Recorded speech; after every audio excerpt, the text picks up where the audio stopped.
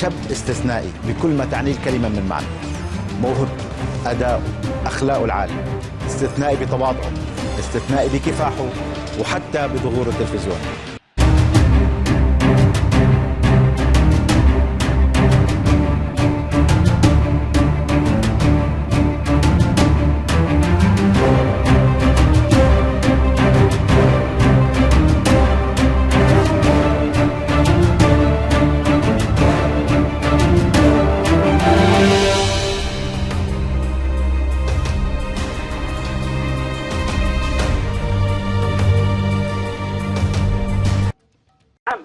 فأنا لما أرى لاعب كرة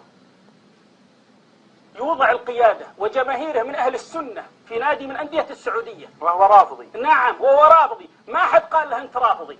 أنت تسب أمنا عائشة، بل تصور نعم مع الردود الذي نعم هو هذه النقطة، ويرفعون فوق الأكتاف